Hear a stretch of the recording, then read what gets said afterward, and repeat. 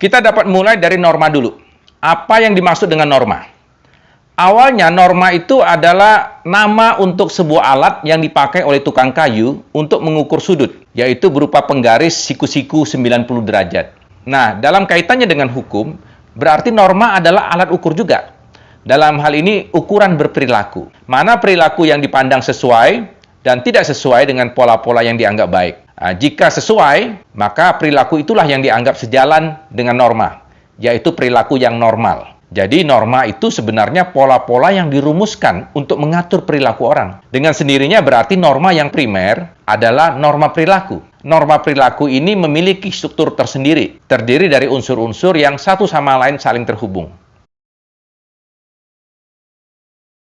Dilihat dari materinya, sebagian besar norma itu datang dari kebiasaan. Dalam bahasa Yunani disebut nomos. Dalam tradisi Yunani kuno, nomos itu adalah kebiasaan, dan kebiasaan adalah hukum yang mengikat bagi masyarakat bersangkutan. Dalam perkembangannya kemudian ada perbedaan antara kebiasaan yang timbul sebagai akibat faktor alam dan kebiasaan sebagai akibat kesepakatan. Kebiasaan hasil kesepakatan inilah yang kemudian menjelma menjadi norma yang sudah kita singgung sebelumnya. Dalam perspektif ini, setiap orang diasumsikan sebagai makhluk bebas. Nah, tujuan dari norma itu dibuat adalah untuk membatasi seorang manusia agar perilakunya tidak sampai mengganggu kepentingan orang lain.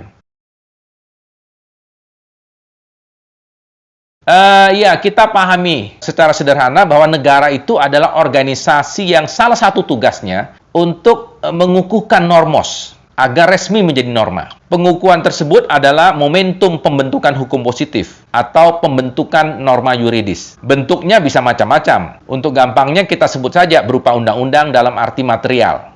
Di luar norma yuridis itu, ada norma lain yang belum dipositifkan. Kita menyebutnya sebagai norma meta yuridis. Biasanya kita memasukkan moralitas dalam kategori ini. Jadi, moralitas itu adalah norma juga yang sewaktu-waktu dapat dikukuhkan sebagai norma hukum positif. Ketika belum menjadi hukum positif, ia berkedudukan sebagai ius constituendum. Harus kita akui bahwa dalam penalaran hukum kita tidak dapat menghindar untuk masuk ke dalam diskursus tentang norma yuridis. Lebih tepatnya mengenai penstrukturan norma.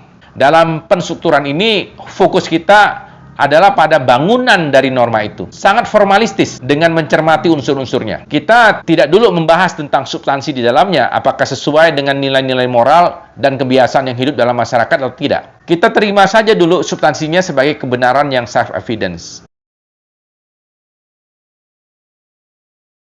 Sebelum kita ke sana, kita harus tahu bahwa ada banyak klasifikasi norma peraturan perundang-undangan. Yang paling utama dalam kacamata ilmu hukum adalah norma perilaku. Karena paling utama, maka disebut norma primer. Di luar norma perilaku ada sejumlah norma sekunder. Norma sanksi tentu salah satunya. Artinya jika Anda melanggar norma primer, maka norma sanksinya akan muncul. Selain itu juga ada norma sekunder lainnya yang juga akan muncul sebagai akibat dari kehadiran norma perilaku itu. Misalnya norma definisi. Jika ada satu istilah yang terdapat dalam norma perilaku, kita akan bertanya, apa maknanya? Dalam hal seperti itu, kita akan minta bantuan pada norma definisi. Ada lagi norma kewenangan yang menentukan tentang siapa yang berwenang dalam kondisi tertentu dan dalam hal apa kewenangan itu dijalankan. Kemudian ada norma penilaian, norma pengakuan, norma perubahan, dan sebagainya. Kita akan bahas mengenai hal ini pada episode yang lain. Mungkin kita berpikir jenis-jenis norma ini banyak juga dan kelihatannya rumit. Tapi sepanjang kita mau memahaminya dengan baik, klasifikasi di atas sangat berguna dalam penalaran hukum. Dari sini kita semakin sadar bahwa belajar hukum itu tidak mengandalkan hafalan, melainkan harus dengan penalaran. Sebab di dalam klasifikasi norma itu ada kemungkinan suatu rumusan norma dapat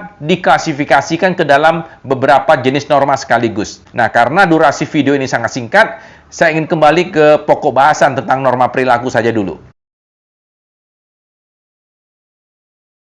Jika distrukturkan, maka di dalam norma perilaku ini kita bisa menemukan 4 unsur norma. Pertama adalah subjek norma, kemudian operator norma, lalu objek norma, dan terakhir kondisi norma. Namun saya juga perlu memberi catatan agar tidak timbul kebingungan bahwa struktur norma yang saya sampaikan di sini berlaku umum untuk penstrukturan norma bidang hukum manapun. Saya tahu bahwa dalam buku-buku teks hukum pidana Ada pokok bahasan tentang unsur-unsur tidak pidana. Misalkan diajarkan tentang unsur kesalahan dan unsur melawan hukum, yang pada akhirnya diarahkan pada aspek pertanggungjawaban pidana. Nah, yang saya ingin jelaskan sebagai struktur norma dalam episode kita kali ini lebih luas daripada itu, yaitu struktur norma dengan unsur-unsur yang dibicarakan dalam teori hukum, khususnya terkait dengan analisis teks perundang-undangan.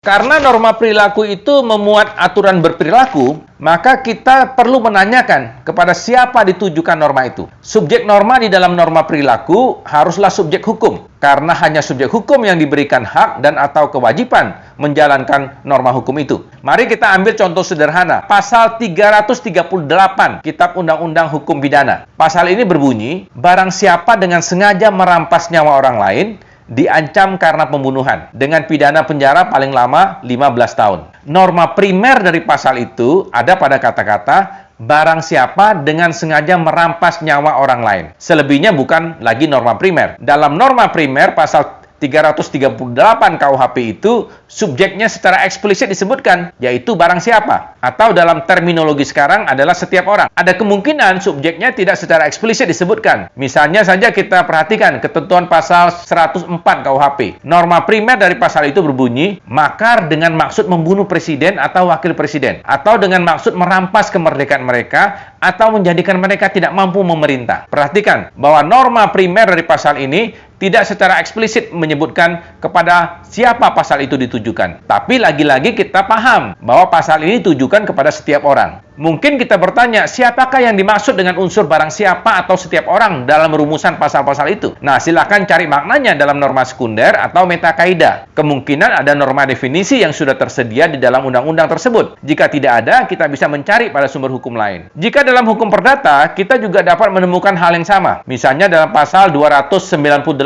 ayat 1 KUH Perdata. Bunyi pasal itu adalah, setiap anak dalam umur berapapun juga wajib menaruh kehormatan dan keseganan terhadap bapak dan ibunya. Subjek pasal ini adalah setiap anak. Nah, kata anak memiliki makna yang harus kita definisikan pula nanti.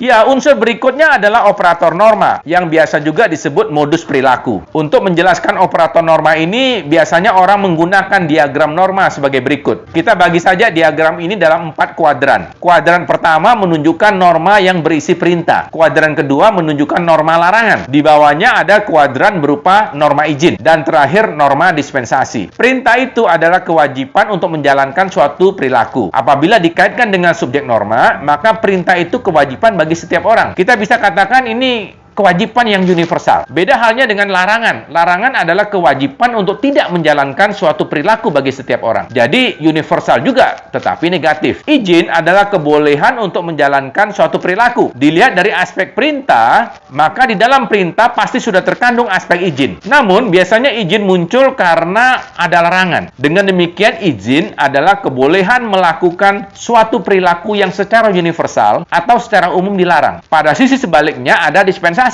yaitu kebolehan untuk tidak melakukan suatu perilaku yang secara universal diperintahkan. Mari kita kaitkan antara operator norma ini dengan subjek norma. Oleh karena alasan kemunculan dari izin itu adalah penyimpangan atas suatu larangan, sedangkan dispensasi adalah penyimpangan atas suatu perintah, maka kita dapat pahami sekarang bahwa dalam norma peraturan perundang-undangan, pemberian izin dan dispensasi harus ada syarat-syaratnya. Tidak boleh diobral begitu saja. Izin dan dispensasi diberikan dalam jumlah yang terbatas, atau dengan kata lain dalam lingkup partikular, bukan universal. Apabila kita kembali ke contoh pasal 338 KUHP dan pasal 104 KUHP, maka kita bisa pastikan bahwa operator normanya adalah larangan. Kebetulan kata larangan tidak secara eksplisit dinyatakan, tetapi kita dapat menyimpulkan dari kata diancam dengan pidana tertentu. Dalam pasal 298 ayat 1 KUH Perdata dinyatakan bahwa operator normanya adalah wajib. Artinya merupakan perintah. Objek norma adalah rumusan perilaku itu sendiri. Ciri-cirinya adalah kata kerja. Apabila dalam formulasi suatu pasal ditemukan beberapa kata kerja yang terdiri dari induk dan anak kalimat, maka pastikan bahwa norma perilakunya adalah kata kerja dalam induk kalimat itu. Pada pasal 338 KUHP, kebetulan hanya ada satu kata kerja, yaitu merampas. Jadi objek normanya ada pada kata kerja itu. Lain halnya dengan pasal 104. Pada pasal itu ada beberapa kata kerja, namun objek normanya makar. Kata-kata kerja yang lain ada pada anak kalimat. Sampai di sini jika kita urutkan mulai dari subjek, operator norma, dan objek norma, akan terlihat bahwa pasal 104 itu menyatakan setiap orang dilarang makar. Jika kita mengacu pada pasal 298 ayat 1 KUH Perdata, maka objek normanya adalah juga kata kerja, yaitu menaruh kehormatan dan keseganan. Dengan perkata lain menghormati atau menyegani. Kondisi norma ini sebenarnya menampung semua bagian rumusan norma selain dari subjek norma, operator norma, dan objek norma. Artinya kondisi norma adalah unsur sisa dari tiga yang disebutkan itu. Jenis kondisi yang paling sering muncul dalam norma adalah keterangan tentang keadaan, syarat atau prasyarat, juga mengenai tempat dan waktu. Kita kembali ke contoh pasal 104 KUHP. Dalam pasal tersebut kondisi normanya cukup banyak, sebagaimana tampak dari kata-kata dengan maksud membunuh presiden atau wakil presiden, atau merampas kemerdekaan mereka, atau menjadikan mereka tidak mampu memerintah. Pada pasal-pasal lain, kita kerap juga menemukan kata-kata dengan sengaja. Misalnya di dalam pasal 338 KUHP. Itu adalah kondisi norma juga. Kita sering menemukan kata-kata secara melawan hukum. Juga kata-kata seperti dalam hal, jika, apabila, kecuali. Untuk pasal 298 ayat 1 KUH Perdata, kondisi normanya adalah dalam umur berapapun juga terhadap bapak dan ibunya. Kata-kata dalam umur berapapun juga adalah kondisi norma yang mengacu pada subjek norma, bahwa subjek norma itu adalah anak dalam pengertian hukum keluarga.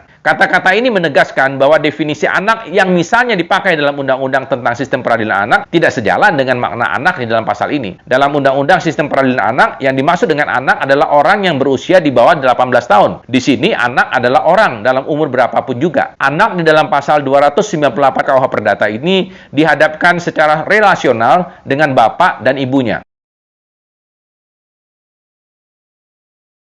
Ya, jika kita cermati, hakim-hakim terbiasa melakukan analisis norma dengan mengambil langsung dari rumusan pasalnya. Dengan demikian, kerap ada beberapa unsur yang tidak dianalisis tersendiri, tetapi digabung dengan analisis terhadap unsur lainnya. Misalnya pasal 338 KUHP, seharusnya dianalisis dengan 4 unsur. Setiap orang sebagai subjek norma, dilarang sebagai operator norma, dengan sengaja sebagai kondisi norma, merampas sebagai objek norma. Lalu ada nyawa orang lain sebagai kondisi norma juga, ya. Nah, kondisi norma yang pertama yaitu dengan sengaja merupakan kondisi yang melekat pada subjek. Sedangkan kondisi norma yang kedua melekat pada objek norma. Unsur-unsur di atas harus disilogismekan dalam rangka memastikan unsur itu memang terpenuhi untuk kasus itu. Struktur norma untuk norma perilaku ini penting dilakukan. Karena di dalam norma perilaku kita harus memahami dengan persis apa makna gramatikal dari norma itu. Jadi, kemampuan menstrukturkan norma itu adalah kemampuan memahami teks dari norma tersebut. Bisa dibayangkan jika dalam suatu norma perilaku, kita tidak dapat memahami siapa subjek, operator norma, objek norma, dan kondisi normanya. Padahal dengan memahami struktur norma itu, kita juga akan dapat memahami jenis-jenis norma lain yang disebut metakaidah.